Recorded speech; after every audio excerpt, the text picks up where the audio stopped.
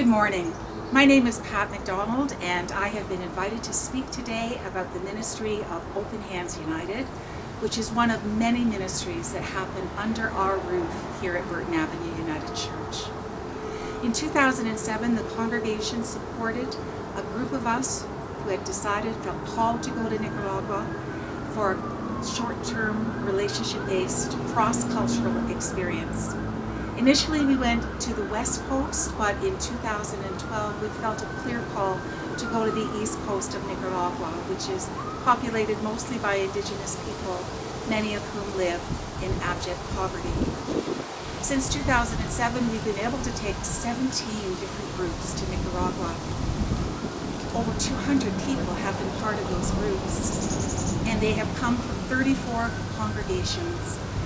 Many of the youth and participants have come from the very area, but also they have come from Owen Sound and Stouffville and Orangeville and Toronto and London, Ontario, and one group from Manitoba.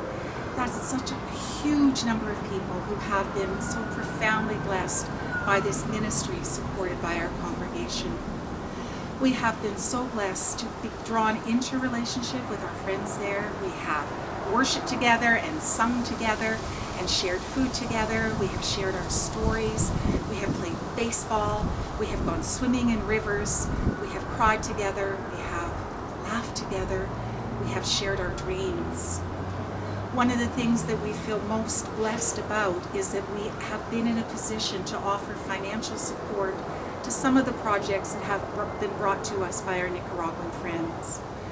Since 2007, over $210,000 has been raised to support projects such as the building of a library, the building of a school, support for battered women. We bought instruments for the high school band, and most recently, we are committed to building a nutrition center, which over 500 kids will be able to come to 5 times a week at lunch to receive a hot meal. Many of those children currently subsist on 1 meal a day. One of the gifts that we have been given by our Nicaraguan friends is learning that when we go into a developing country, we go with open hands so that we are not only giving, but also receiving.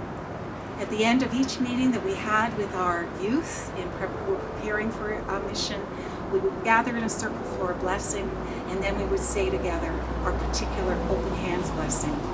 Together we would say, we go with open hands to God, to the world, and to one another.